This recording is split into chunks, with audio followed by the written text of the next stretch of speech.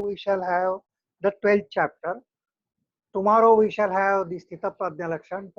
So like that alternately this week we are going to have 12th chapter and Sthita Prajna Lakshanas till we come to 15th chapter. And when we come to 15th chapter we will have only 15th chapter chanted. असं आपण करूया. तर आज आपण 12वा अध्याय म्हणणार आहोत गीतेच्या प्रार्थनेनंतर आणि मग आपलं नेहमीचा टॉपिक आपण. So today we are beginning with 13th chapter of Bhagavad Gita. So let us start with 3 omkars.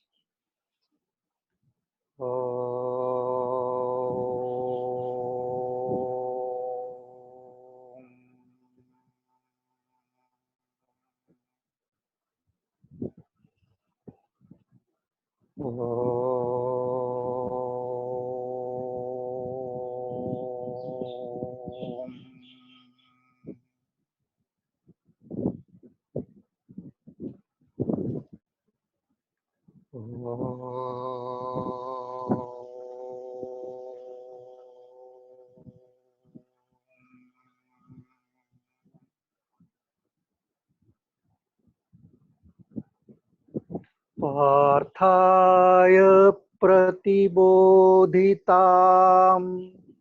भगवतां नारायणेन स्वयं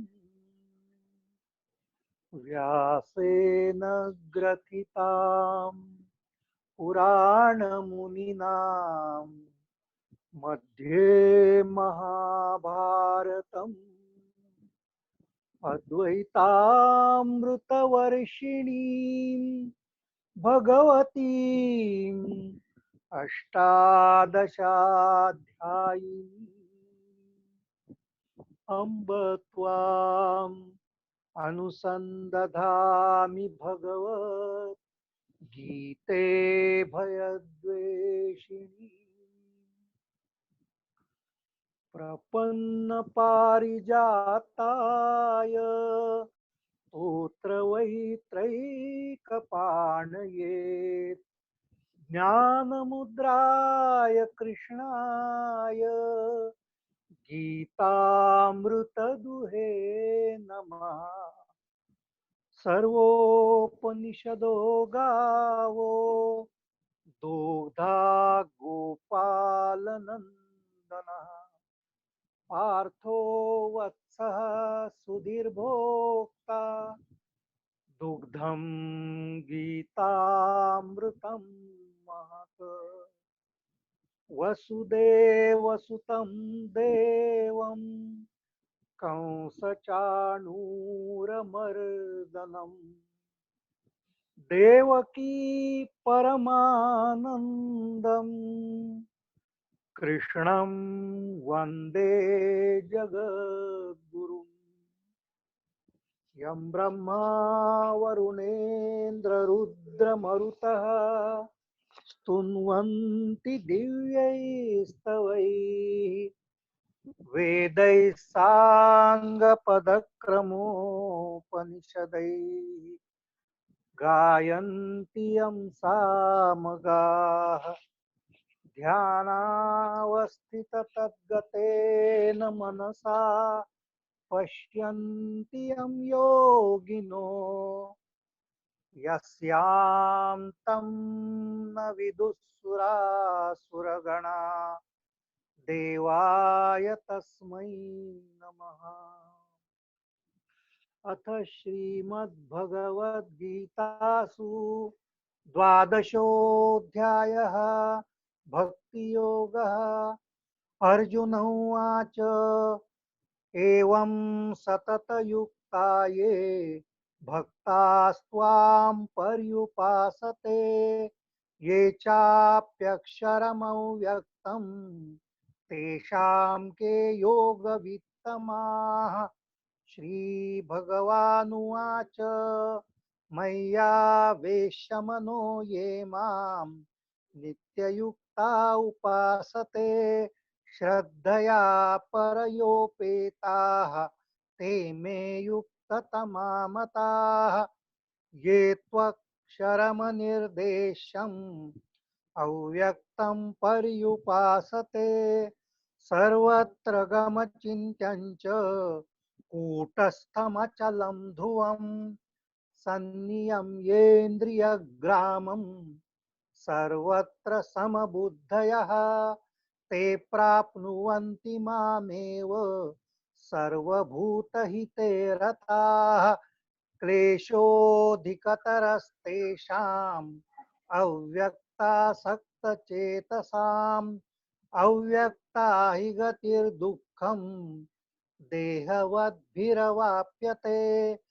ये तु सर्वाणि कर्माणि मयि सन्न्यस्य मत्पराः अनन्येनैव योगेन मां ध्यायन्त उपासते तेषामहं समुद्धर्ता मृत्युसंसारसागरात् भवामि न चिरात् पार्थ मय्यावेशितचेतसाम् मय्येव मन आधस्व मयि बुद्धिं निवेशय निवसिष्यसि मय्येव अत ऊर्ध्वं न संशयः अथ चित्तं समाधातुं न शक्नोषि मयि स्थिरम् अभ्यासयोगेन ततो मामिच्छाप्तुं धनञ्जय अभ्यासेऽप्यसमर्थोऽसि मत्कर्म परमो भव मदर्थमपि कर्माणि कुर्वन् सिद्धिमवाप्स्यसि अथैतदप्यशक्तोऽसि कर्तुं मद्योगमाश्रितः सर्वकर्मफलत्यागं ततः कुरु यतात्मवान् श्रेयो हि ज्ञानमभ्यासात् ज्ञानाध्यानं विशिष्यते ध्यानात् कर्मफलत्यागः त्यागात् शान्तिरनन्तरम् अद्वेष्टा सर्वभूतानां मैत्रः करुण एव च निर्ममो निरहङ्कारः समदुःखः सुखक्षमी सन्तुष्टः सततं योगी यतात्मा दृढनिश्चयः मय्यर्पितमनो बुद्धिः यो मद्भक्तः स मे प्रियः यस्मान्नो द्विजते लोको लोकान्नो द्विजते च यः हर्षामर्षभयोद्वेगैर्मुक्तो यः स च मे प्रियः अनपेक्षः शुचिर्दक्ष उदासीनो गतव्यथः सर्वारम्भपरित्यागी यो मद्भक्तः स मे प्रियः यो न हृष्यति न द्वेष्टि न शोचति न काङ्क्षति शुभाशुभपरित्यागी भक्तिमान्यः स मे प्रियः समः शत्रौ च मित्रे च तथा मानापमानयोः शीतोष्णसुखदुःखेषु समः सङ्गविवर्जितः तुल्यनिन्दास्तुतिर्मौनी सन्तुष्टो येन केनचित् अनिकेतस्थिरमतिः भक्तिमान् मे प्रियो नरः ये तु धर्म्यामृतमिदं यथोक्तं पर्युपासते श्रद्दधाना मत्परमा भक्तास्तेतीव मे प्रियाः ॐ तत्सदिति श्रीमद्भगवद्गीतासु उपनिषत्सु ब्रह्मविद्यायां योगशास्त्रे श्रीकृष्णार्जुनसंवादे भक्तियोगो नाम द्वादशोऽध्यायः हरि ओम तत्सत् हरि ओम तत्सत् हरि ओम तत्सत्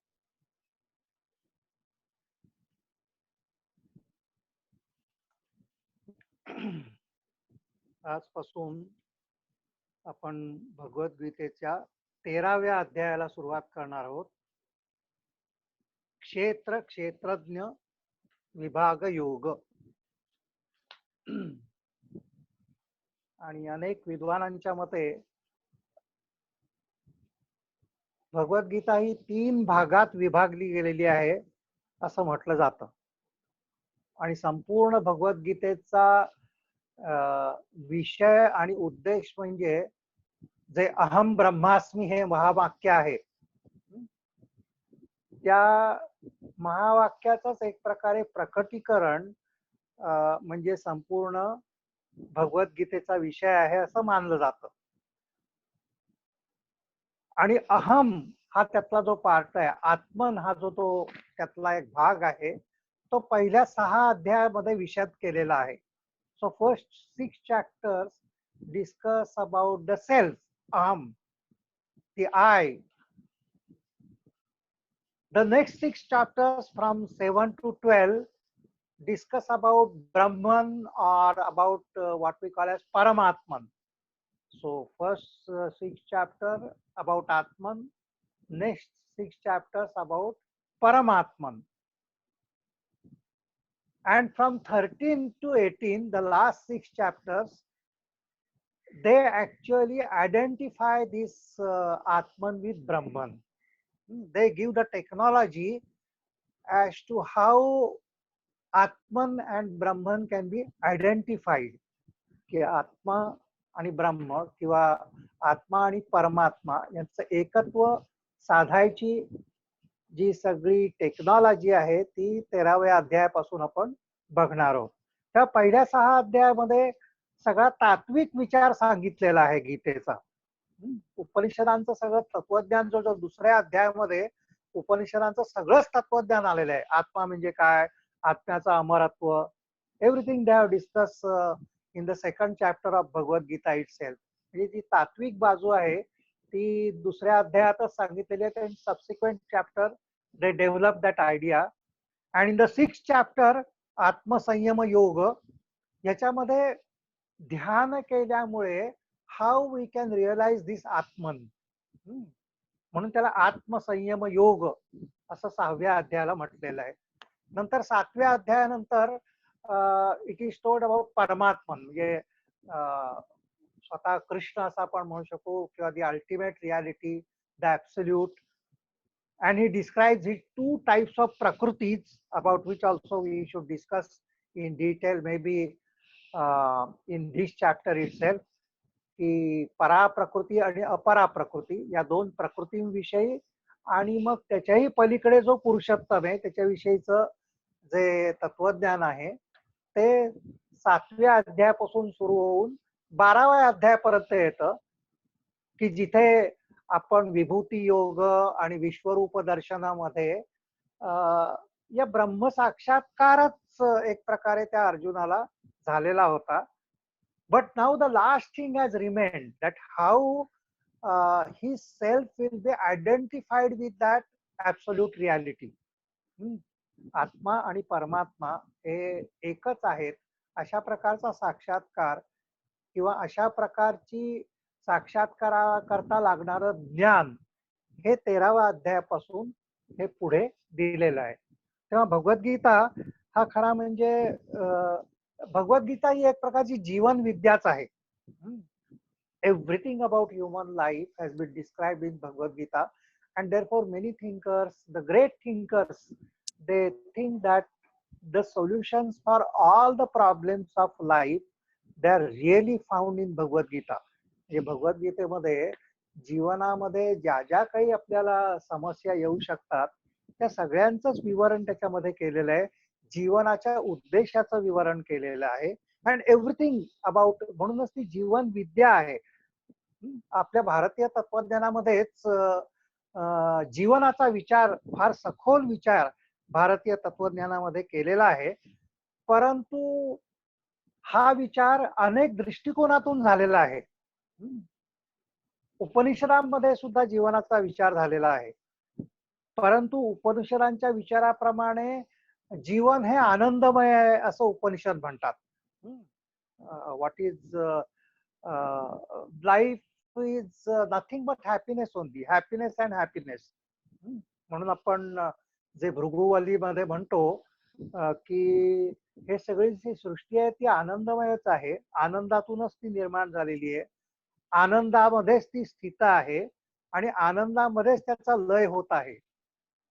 आनंदादेव खलु इमानी भूतानी जायन्ते, आनंदेन जातानी जीवन्ति, आनंदम प्रयन्त्यभिसंविशन्ति इति. So that is the conclusion of the Upanishad, that everything is full of bliss and bliss alone. The purpose of creation is nothing but bliss. हे सगळं आनंदमय आहे, आनंदामध्ये स्थित आहे आणि जीवन हे आनंदमयच आहे. मग आपल्याला दुःखाचा अनुभव काय येतो? तो उपनिषद असं म्हणतात की अज्ञानामुळे दुःखाचा अनुभव येतो. Because you are, because of the ignorance, because of the avidya, you experience misery in life.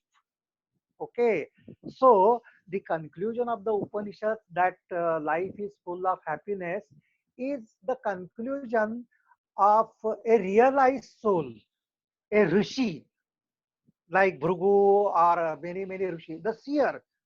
Okay, किंवा आपण जे आता प्रकरण वाचणार आहोत, क्षेत्रज्ञाच्या दृष्टिकोनातून जीवन हे आनंदमय आहे. From the point of view of the Purusha, the point of view of the Atman, the Jivan is full of happiness. The life is full of happiness. Once you realize your real nature, then the life is full of happiness. क्षेत्राच्या दृष्टिकोनातून life is full of misery. And that is what our saints, sages, that is what Buddha says. So these appear to be diametrically opposite views about life. Buddha म्हणतात की जीवन हे दुःखमय आहे.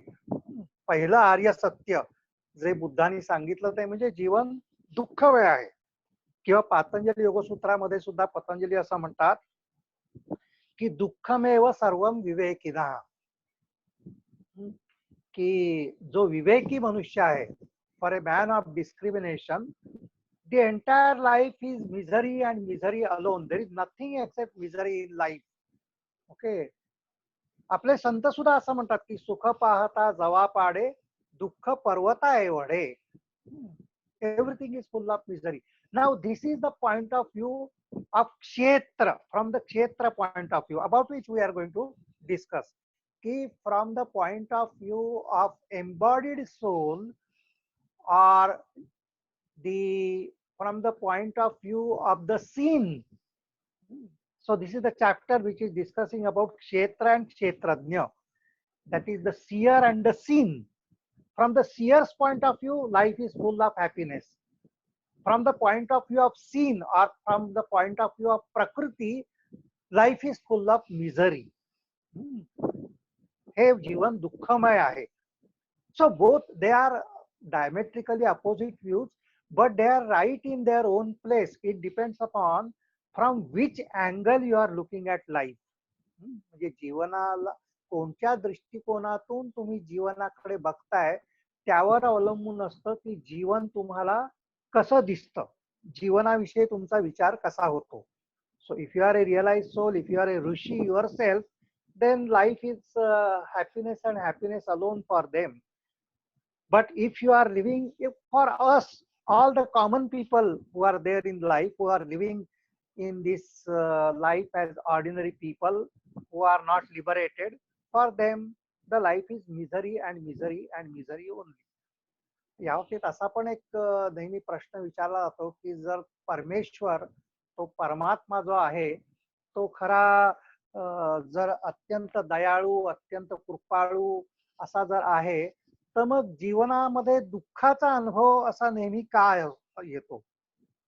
Why there is so much of suffering in life? If God has created this world, which we say so, and why God has created misery in the world? जर तो दयाळू आहे, जर तो कृपाळू आहे, तर त्याच्यामुळे why misery has been created? So there are so many answers which are given to this. परंतु जनरली असं म्हटलं जातं की दुःख हे मानवाला जागृत करतं. The misery awakens you towards the reality. We should not therefore refrain from misery, but if we become aware of the misery of life, we awaken to the reality. म्हणजे दुःख हे माणसाला जागरूक करतं, माणसाला डोळसपणे जीवनाकडे पाहण्याचा एक दृष्टिकोन हा दुःखामुळे येतो. आणि दुसरी गोष्ट म्हणजे उत्क्रांतीसाठी या दुःखाची गरजेचं असतं. The struggle for life is also for the evolution of the soul. So these are the three answers which are given as an answer to why there is misery in life. Misery not only awakens you to the reality, not only helps you think very seriously about what is this life, but it can in the end help you to evolve in life. म्हणूनच साने गुरुजींनी एका ठिकाणी अतिशय सुंदर असं कवितेत म्हटलेलं आहे, विपत्ती ही चित्त विकास माता, दुजा नसे सद्गुरु बोधदाता. They are really very beautiful lines from Sane Guruji. विपत्ती ही चित्त विकास माता. विपत्ती किंवा संकट किंवा दुःखदायी घटना चित्त विकास माता असं साने गुरुजी तिला म्हणतात. चित्ताच्या विकासाची ती माता आहे, कारण त्यातूनच चित्ताचा विकास होत असतो. The misery leads to the expansion of the awareness. चित्त दुजा नहे, दुजा नसे सद्गुरु बोधदाता असं ते म्हणतात. ह्याच्याशिवाय दुसरा म्हणजे दुःखाशिवाय दुसरा सद्गुरु नाही. बोध देणारा सद्गुरु दुःखाशिवाय दुसरा कोणी नाही असं साने गुरुजी म्हणतात. So that is Y misery is not something to be discarded or to be you should not run away from it, but if you face it, it gives you a chance to grow, it gives you a chance to evolve. सद्गुरु बोधदाता असं त्याला म्हटलेलं आहे. आणि या दोन्ही दृष्टिकोनांपेक्षा सुद्धा एक वेगळा दृष्टिकोन भगवद्गीतेचा आहे. उपनिषदांप्रमाणे जीवन हे आनंदमय आहे. बुद्ध असो, पतंजली असो किंवा आपले संत असो, त्यांच्याप्रमाणे दुःख हे जीवन हे दुःखमय आहे. भगवद्गीता असं म्हणते की जीवन हे संघर्षमय आहे. Life is full of struggle, life is full of the युद्ध हे खरं म्हणजे जीवनाचं तत्व आहे असं भगवद्गीता म्हणते. That is why the background of Bhagavad Gita is the war at Kurukshetra. And that is how beautifully now we are coming to that Kurukshetra is here as far as the individual is concern. की इदम शरीरम कौंतेय क्षेत्रम इति अभिधीयते, हे आपण या 13व्या अध्यायात वाचणार आहोत. की ते कुरुक्षेत्र शेवटी आहे कुठे, तर वैयक्तिक दृष्टिकोनातून हे शरीर हेच खरं म्हणजे आपलं कुरुक्षेत्र आहे in a way. Okay, this is the field of activity which through which we are looking at the world, through which we are living our life. तर हे कुरुक्षेत्र खरं म्हणजे your own body itself is the Kurukshetra. Okay, इदम शरीरम कौंतेय क्षेत्रम इति अभिधीयते असं या 13व्या अध्यायामध्ये आपण पाहणार आहोत. So now the point which we are going to discuss here is whether it should become Kurukshetra or Dharmakshetra is something which is in our hands. It can become Kurukshetra, it can become Dharmakshetra. म्हणून आमचे स्वामीजी विवेकानंद केंद्रामध्ये होते ते असं म्हणायचे की गीतेच्या पहिल्या श्लोकातल्या पहिल्या 4 शब्दातच सगळ्या गीतेचं सार आलेलं आहे असं ते म्हणायचे. म्हणजे गीतेची सुरुवातच धर्मक्षेत्रे कुरुक्षेत्रे अशी गीतेची सुरुवातच होते. आणि ते स्वामीजी म्हणायचे की धर्मक्षेत्रे कुरुक्षेत्रे हे जे आपण थोडस रिअरेंज केले तर क्षेत्रे क्षेत्रे धर्म कुरु. act righteously in every field of action. That is the message of Bhagavad Gita. Kshetre kshetre, whichever field of action you choose, if you act righteously, then you go to the ultimate goal. परंतु हे जे कुरुक्षेत्र आपल्यामध्ये आहे, आपल्या शरीरामध्ये आहे, त्याच्यामध्ये कौरव पण आहेत, त्याच्यामध्ये पांडव पण आहेत, त्याच्यामध्ये दुर्योधन पण आहे, दुःशासन पण आहे, त्याच्यामध्ये अर्जुन आहे, त्याच्यामध्ये युधिष्ठिर पण आहे. So now when this war is going on in this Kurukshetra, which is our life, life is full of struggle, life is full. म्हणून संत सुद्धा असं म्हणतात की रात्रंदिन आम्हा युद्धाचा प्रसंग. What they are talking about युद्धाचा प्रसंग, की आपण जे जीवन जगत आहोत ते सगळं जीवन म्हणजे एक प्रकारचं हे युद्धच आहे. या युद्धातूनच खरं म्हणजे या जीवनाची दिशा आपल्याला मिळत असते. तर हे युद्ध कशामध्ये आहे, तर आपल्यामधल्या चांगल्या प्रवृत्ती आणि आपल्यामधल्या वाईट प्रवृत्ती यांच्यामध्ये युद्ध आहे. Everyone he has from if we have to use the terms from Bhagavad Gita, दैवी संपत आणि आसुरी संपत हे दोन्ही आपल्यामध्ये आहे. आणि या दैवासुर संपत या दोघांमध्ये युद्ध सतत चालू आहे. Now it is our choice whether to fight with the side of the दैवी संपत or take the opposite view of आसुरी संपत. आणि म्हणून तुमच्या जीवनाची दिशा हे तुम्ही कुणाच्या बाजूनी हे युद्ध लढता. युद्ध अटळ आहे. That is what Bhagavat Gita is saying. If you are living, युद्ध अटळच आहे. आणि म्हणून एक असं मजेदार घटना घडलेली होती की काही वर्षापूर्वी, म्हणजे मला वाटतं 8-10 वर्षापूर्वी रशियामध्ये भगवद्गीतेला बंदी घातली गेली. कशासाठी, की ते असं म्हणाले की भगवद्गीता ही युद्धाला प्रोत्साहन देणारा ग्रंथ आहे. कृष्ण अर्जुनाला असं सांगतो, माम अनुस्मर युद्धच, असं कृष्णाने अर्जुनाला सांगितलेलं आहे की तू माझं स्मरण कर आणि युद्ध कर. सो गीता, भगवद्गीता हा युद्धाला प्रोत्साहित करणारा ग्रंथ आहे. आणि त्याच्यामुळे अशा ग्रंथाला मान्यता देणं हे काय बरोबर नाही. आणि म्हणून भगवद्गीतेला रशियामध्ये बंदी घातली गेली 8-10 वर्षापूर्वी. Which was very strange thing.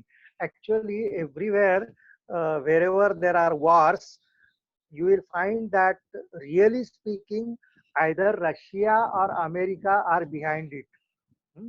की जगामध्ये जिथे जिथे युद्ध चालू आहेत आणि ते असं बघतात की युद्ध चालूच राहतील, कारण their main industry is arms, ammunitions.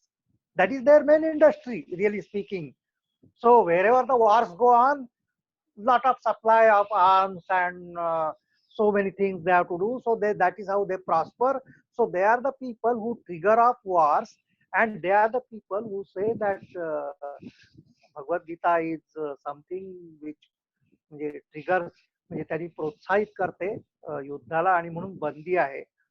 And of course it was very strange that somebody went to court in Russia against this बंदी घातली त्याच्यावरून. आणि इट इज रिअली वंडरफुल. म्हणजे रशियामध्ये धर्म ही अफूची गोळी आहे असे मानणारे साम्यवादी सत्ता जरी असली तरी तिथे सुद्धा तिथल्या कोर्टाने शेवटी या भगवद्गीतेची वर जी बंदी होती ती उठवली. ही सुद्धा एक प्रकारे कृष्ण लीलाच आहे असं आपल्याला म्हणावं लागेल. But then it is not that Bhagavad Gita wants that there should be war or trying to induce people towards war or something like that. What they are saying is it is a fact of life की बाहेरच्या विश्वात असो किंवा आंतरविश्वात असो युद्ध हे चालूच असतं. म्हणून अरविंद सुद्धा असं, अरविंदांना हेराक्लिटिस नावाचा जो एक ग्रीक तत्ववेत्ता होता तो अतिशय आवडायचा. आणि तो हेराक्लिटिस असं म्हणायचा की the essence of life is only war and war and war. युद्ध सर्व गोष्टीचा पिता आहे, युद्ध सर्व गोष्टीचा राजा आहे. War is the father of all things. War is the king of all. That is what Heraclitus used to say. आणि निश्चय नावाचा जो जर्मन एक तत्ववेत्ता होता, फार मोठा तत्ववेत्ता होता, तो सुद्धा म्हणतो की जीवनाचे प्रमुख अंग युद्ध हेच आहे. So it was not only that Bhagavad Gita in East proclaimed that life is nothing but struggle, but then it was there in the म्हणजे बाकीच्या तत्वज्ञानामध्ये सुद्धा हीच गोष्ट सांगितलेली आहे. आणि निश्चित असं म्हणतो की आदर्श मनुष्य हा खरा म्हणजे योद्धा असला पाहिजे, असं निश्चय सुद्धा म्हणतो. आणि ऍक्च्युअली जे उत्क्रांतीवादी होते म्हणजे Darwin and others, they also they also found that struggle for life is the reality of life. Struggle for survival. All the species, they have the struggle for survival. And those species who remain in this struggle for survival, they evolve in life. Those who succumb to it, त्यांचा विनाश होतो. आणि म्हणून प्रचंड ताकदीचे डायनोसॉर्स वगैरे होते सुद्धा, ते सुद्धा या पृथ्वी तलावरून नष्ट झाले, because they could not fight the struggle for life. तेव्हा युद्ध हा खरा म्हणजे जीवनाचा, दॅट इज संघर्ष, हे जीवनाचं तत्व आहे असं भगवद्गीता सांगते. आणि हा संघर्ष आहे, हा कशामध्ये आहे, तर आता आपण या अध्यायात असं वाचणार आहोत की खरं म्हणजे क्षेत्रज्ञ आणि क्षेत्रज्ञामधील जी इंटरॅक्शन आहे त्याच्यामधून हा संघर्ष उद्भवतो, हे आपण याच्यामध्ये बघणार आहोत. सो क्षेत्र, that is the field, and क्षेत्रज्ञ is the knower of the field, and the interaction between the knower of the field and the field itself creates what we call as जीवन संघर्ष. आणि म्हणून हे सगळं जीवन हे संघर्षमय आहे असं भगवद्गीता सांगत आहे. So with this little background, now we start with this beautiful chapter on Bhagavad Gita, क्षेत्रज्ञ योग.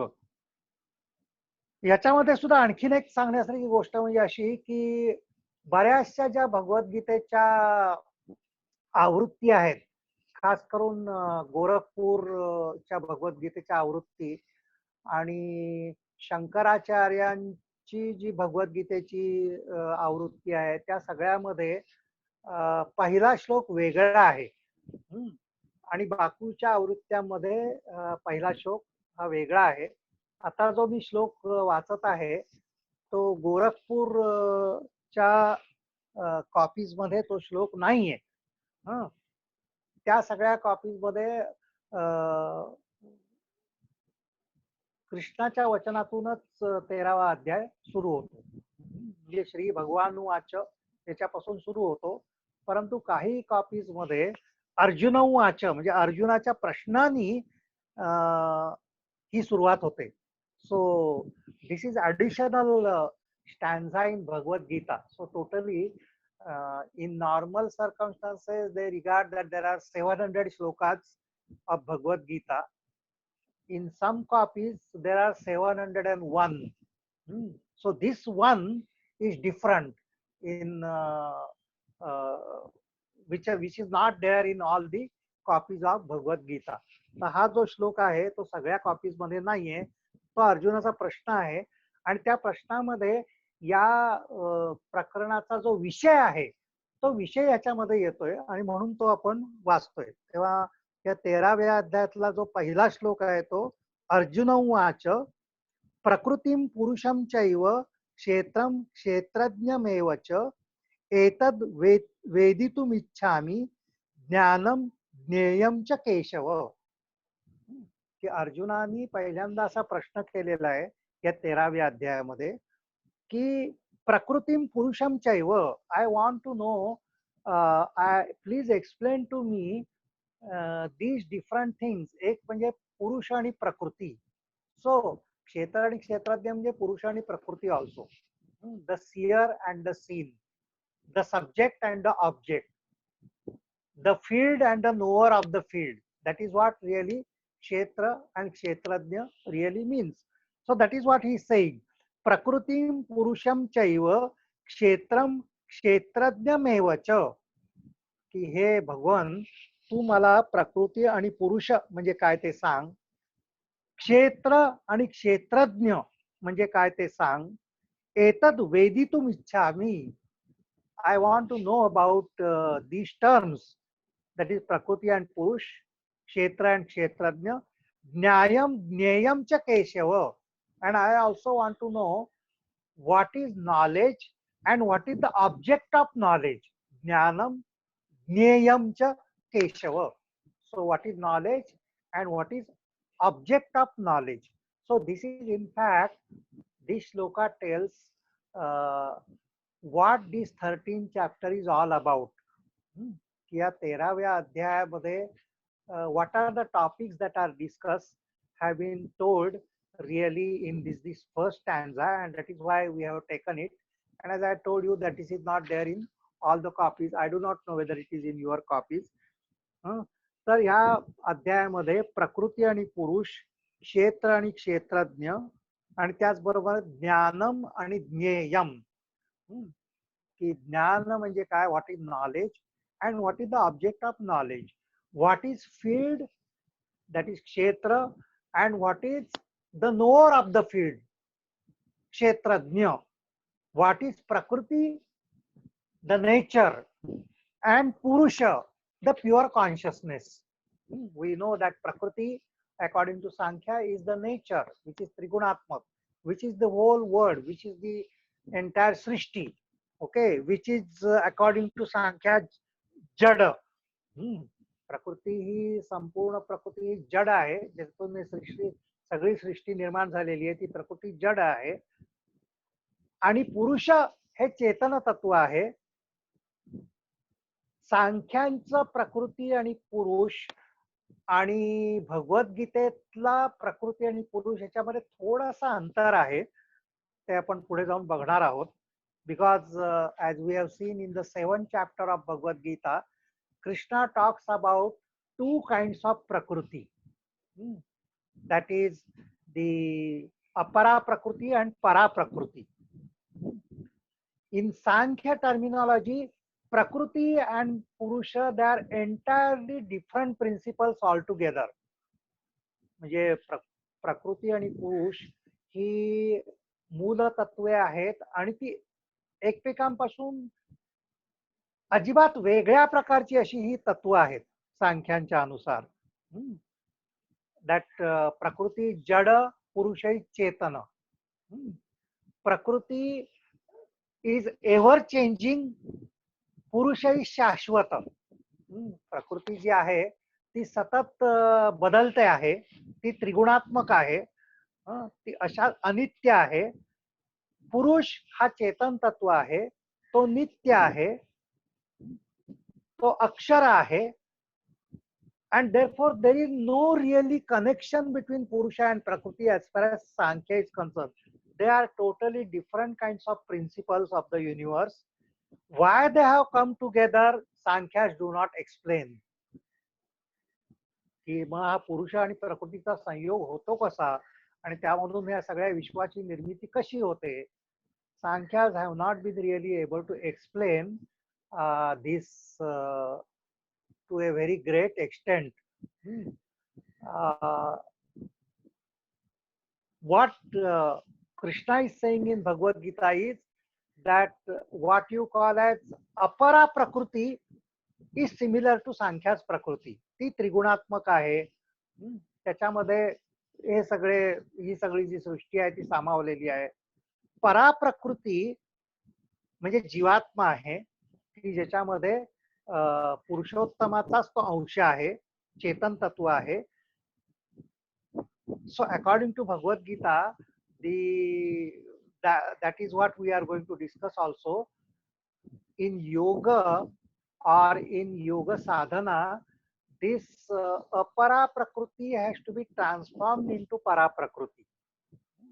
जर आपल्याला या जीवन संघर्षातून बाहेर यायचं असेल आणि जीवन दुःखमय आहे या कल्पनेतून ते आनंदमय आहे याचा साक्षात्कार करायचा असेल, तर आपल्याला या अपरा प्रकृतीला बदलून पराप्रकृतीकडे यावं लागेल.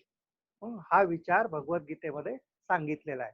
So there is a slight difference between the प्रकृती as far as Sankhyas are concerned. Prakriti, concept of Prakriti and Purusha in Sankhya's and in Vedanta or in Bhagavad Gita, they are not exactly the same, because Sankhya's also regard many Purushas, as many Jivas, so many Purushas. Bhagavad Gita, आत्मा हा एकच आहे, तो सगळ्यांमध्ये सारखाच आहे, अशा प्रकारे भगवद्गीतेचा कॉन्सेप्ट आहे. So it is not exactly the Sankhya tattvagyan which has been adopted as it is in Bhagavad Gita. हे पण आपण लक्षात ठेवलं पाहिजे, कारण भगवद्गीतेमध्ये सुद्धा सांख्य हा शब्द अनेक वेळा येतो आणि बरेच वेळा असं वाटतं की हा सांख्य म्हणजे आपण ईश्वर कृष्णाचं जे सांख्य कारिका आहे त्यातलंच सांख्य आहे, अशा प्रकारचं एक प्रकारची कल्पना होण्याची शक्यता असते. तर ते आपण टाळलं पाहिजे, कारण दिस सांख्य इज यत सांख्ये प्राप्यते स्थानम तद योगेरपि गम्यते एकम सांख्यंच योगमच यः पश्यति सपश्यति. याच्यामध्ये सांख्य आणि योग एकच आहे, अशा प्रकारचा विचार भगवद्गीतेने मांडलेला आहे. So that Sankhya is really different. So he wants to know what is this प्रकृती, व्हॉट इज दिस पुरुष, व्हॉट इज दिस क्षेत्र, what is the kshetrajna. So now what Krishna is going to tell him is that this kshetra is your body only. म्हणून now from this Bhagavad Gita, Gorakhpur Shri भगवानुवाच इदम शरीरम कौंतेय क्षेत्रम इति अभिधीयते एतद्यो वेत्ति तं प्राहु क्षेत्रज्ञ इति तद्विदः. कि इदम शरीरम कौंतेय क्षेत्रम इति अभिधीयते. So this body itself is really the kshetra, the field. क्षेत्र really means the field. म्हणजे ज्याला मराठीमध्ये आपण शेत असं म्हणतो, the breeding ground, the field of activity is known as kshetra. So what is the field of activity? How do we really perceive the world, how we interact with the world? It is through the body, and therefore body is called as kshetra. पण ह्याच्यामध्ये सुद्धा आपण एक गोष्ट अतिशय व्यवस्थितपणे लक्षात ठेवली पाहिजे की body doesn't mean only the physical body. की इदम शरीरम कौंतेय म्हणजे शरीर म्हणजे फक्त हे स्थूल शरीर नव्हे. वेदांताप्रमाणे आपल्याला 3 शरीर आहेत. स्थूल शरीर आहे, त्याच्यामध्ये एक सूक्ष्म शरीर आहे आणि कारण शरीर सुद्धा आहे. So when lord is saying इदम शरीरम कौंतेय क्षेत्रमिति अभिधीयते, it doesn't mean only this physical body which we are seeing, which consists of the muscles and the nervous system, all 9 systems in the body, and म्हणजे पार्थिव शरीर ज्याला आपण म्हणतो. Not only that, something which is subtler than that, which we call as सूक्ष्म शरीर, की ज्याच्यामध्ये मन, बुद्धी, अहंकार वगैरे सगळं आहे. की जे 7व्या अध्यायामध्ये अष्टधा प्रकृतीचं वर्णन भगवंतांनी केलेलं होतं. भूमिरापो नलो वायू खम मनो बुद्धिरेवच अहंकार इतीयम में भिन्ना प्रकृतिराष्टधा. That is what Krishna had told Arjuna, talking about Prakriti at that time. कि भूमिर आपो नलो वायु खम, that means Pancha Mahabhuta, which is our physical body. But not only that, खम मनो बुद्धी रेव अहंकार मितीय म्हणजे मन, बुद्धी आणि अहंकार हे सुद्धा त्या प्रकृतीमध्ये आहेत. The subtle aspect. आणि सांख्यांप्रमाणे पंचतन्मात्र. So all the 24 tattvas which are there in Sankhya, they belong to Prakriti, and they belong to this kshetra. म्हणजे हे जे क्षेत्र आहे ते क्षेत्र म्हणजे केवळ पार्थिव शरीर नसून स्थूल शरीर, सूक्ष्म शरीर ज्याच्यामध्ये मन, बुद्धी, अहंकार, इंद्रिय, प्राणशक्ती हे सगळेच आहेत. आणि त्याच्याच बरोबर कारण शरीर, की ज्याचं तत्व फक्त अविद्या आहे. वेदांत तत्वज्ञानाप्रमाणे अविद्या हे आपलं कारण शरीर आहे. वाय अविद्या इज कॉल्ड एज कारण शरीर? That is because of avidya only consciousness is individualized. Actual consciousness is universal. Consciousness is cosmic. That cosmic consciousness seems to be individualized because of avidya. अविद्येमुळे जी वैश्विक चेतना आहे ती वैयक्तिक चेतना आहे असं वाटू लागतं. That is the cause of our birth and that is why it is called as causal body किंवा कारण शरीर. म्हणजे व्यक्तीचं कारण शरीर हे अविद्या आहे. वेदांत असं सुद्धा म्हणतो की परमेश्वराचं कारण शरीर माया आहे. परमेश्वराला सुद्धा म्हणजे सगुण ब्रह्म ज्याला आपण म्हणतो परमेश्वराला, त्याला सुद्धा स्थूल शरीर, सूक्ष्म शरीर आणि कारण शरीर आहे. तर परमेश्वराचं जे कारण शरीर आहे ते माया आहे. जीवाचं कारण शरीर आहे ते अविद्या आहे. तर आपली ही तिन्ही शरीर आहेत, स्थूल शरीर, सूक्ष्म शरीर आणि कारण शरीर. तेव्हा इदम शरीरम कौंतेय क्षेत्रम इति अभिधीयते असं जेव्हा भगवंत म्हणतात तेव्हा it is not only the physical body which is क्षेत्र but also the subtle body, also the causal body, all these together is called kshetra. आणि हे क्षेत्रच खरं म्हणजे this is the field of activity. आणि हे क्षेत्र हे धर्मक्षेत्र व्हावं का कुरुक्षेत्र व्हावं हाच खरा म्हणजे गीतेचा विषय आहे. इन दिस क्षेत्र everything is possible. In this kshetra, all sorts of forces are working in this field. This is the field of activity. So all kinds of opposite forces are there in this field of activity. Daivi sampat, asuri sampat. There is Duryodhana, there is Dushyasana, there are all Kauravas, there are Pandavas, there is Yudhishthir. And really speaking, what really Bhagavad Gita says is that in this struggle which is going on between Daivasura Sampat, there is a witness who is just an observer, who is Krishna, who is also right there inside. या सगळ्याच्या आतमध्ये सर्वस्य चाहम हृदि सन्निविष्टा, तो आतून हे सगळं युद्ध बघत आहे. तो या युद्धामध्ये भाग घेत नाहीये. कृष्णाने अर्जुनाला सांगितलं होतं की मी एकाच अटीवर मी तुझं सारथ्य करीन. कोणत्या अटीवर? की मी शस्त्र उचलणार नाही. I will be only an observer. Okay, so he is really so in every heart he is the observer. Okay, तर आपल्या जीवनाचं जो लगाम आहे, जे सारथ्य आहे, ते जर त्या परमेश्वराला आपण करून दिलं, if we hand over the reins of our life to him, that is what 12th chapter is saying. Manmana bhavamad bhakto madhyaji mam namaskuru. So if you totally surrendering to Lord is to withdraw from all the struggle of life and to hand over the reins of life to this Lord who is there. ज्याप्रमाणे अर्जुनाली कृष्णाला सारथ्य दिलं त्याप्रमाणे आपल्या जीवनाचा सारथी जर कृष्ण झाला, all trouble will stop. Then the victory is very certain. That is what this really means. So let us read the first sloka, that idam shariram kaunteya kshetram iti abhidiyate etadyo vetitam prahu kshetrajna iti tadvidha. So who is kshetrajna? Who is the knower of the one who is conscious of this field of activity is called kshetrajna. The knower of this field is known as kshetrajna. म्हणजे आपल्यामध्ये जो जीवात्मा आहे, आपल्यामध्ये जे आत्मतत्व आहे, आपल्यामध्ये जी चेतना आहे, तो खरा म्हणजे क्षेत्रज्ञ आहे.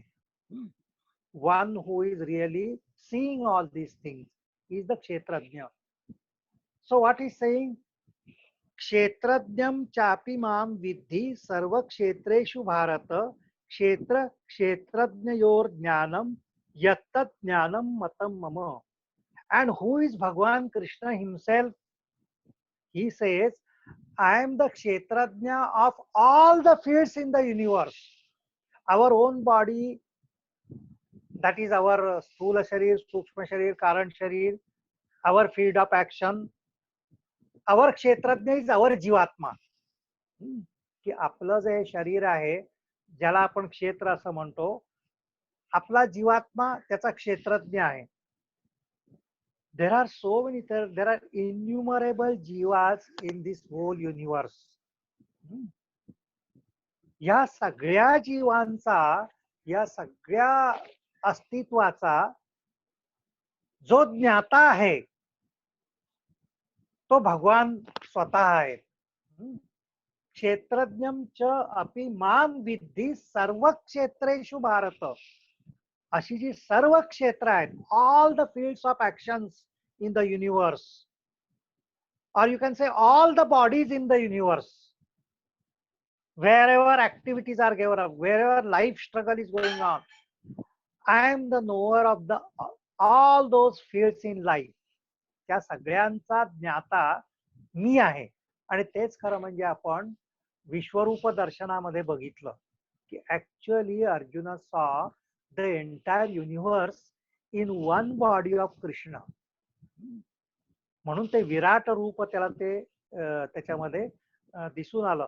And at once he could see all kinds of bodies. म्हणून त्याच्यामध्ये ती हजारो मुख, हजारो हात, हजारो डोळे, हे सगळं का दिसलं? कारण ते सगळ्या विश्वाचं क्षेत्र एकत्र झालेलं होतं त्याच्यामध्ये.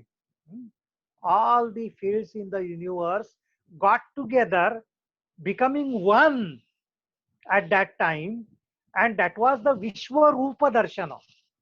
So what he wanted to show in Vishwarupa Darshana is that he is at once one and many. He is at once one and many. He जे many होतं, जे multiplicity होती, it also can be one in one body, which is Virata Vishwarupa Darshana of the Lord himself. And that is what he is precisely saying. की सगळ्या क्षेत्राचा क्षेत्रज्ञ हा मी स्वतः आहे. आणि या क्षेत्र क्षेत्रज्ञयोर ज्ञानम यत्त ज्ञानम मतम मम. की हे जे क्षेत्र आहे आणि हा जो क्षेत्रज्ञ आहे त्याचं ज्ञान हेच खरं ज्ञान आहे. हेच तत्व जाणणं हे आवश्यक आहे. That is the ultimate knowledge. And that is what I emphatically tell you. म्हणून तो अर्जुनाला म्हणतो की if you know precisely what is prakriti and purusha, or what is the subject and object, or what is the seer and the seen, or what is the kshetra and kshetrajna, then you know everything. Then nothing remains to be known. So म्हणून ज्ञेय जे आहे ते हेच आहे. क्षेत्र क्षेत्रज्ञ विचार हाच खरा म्हणजे ज्ञेय आहे. आणि हाच विचार या अध्यायामध्ये आपण करणार आहोत. So in short, it is a distinction between what is known as matter and spirit. क्षेत्र आणि क्षेत्रज्ञ म्हणजे in a way we can say that it is matter and spirit from Sankhya point of view. So everything in the world is material universe, and the knower of the material universe is the spirit, and one who knows both matter and spirit is the real knower, who is the Lord himself. तर अशा प्रकारचा विचार याच्यामध्ये मांडलेला आहे. तर आता आपण इथे थांबणार आहोत आजच्या याच्याकरता. So tomorrow we shall start from the third verse in Kshetra, Kshetrajna Yoga. So this is a very beautiful chapter, and actually जो तात्विक विचार आहे तो सगळा या अध्यायामध्ये मांडलेला आहे. अतिशय सूक्ष्मतेने मांडलेला आहे.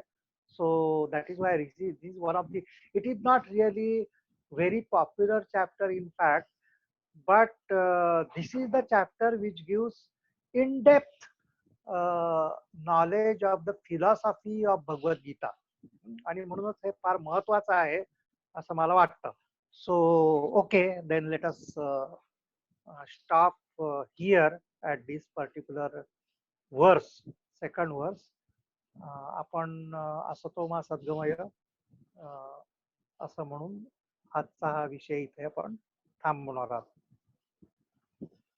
ओम असतो मा सद्गमय तमसो मा ज्योतिर्गमय मृत्योर्मा मृतंगमय.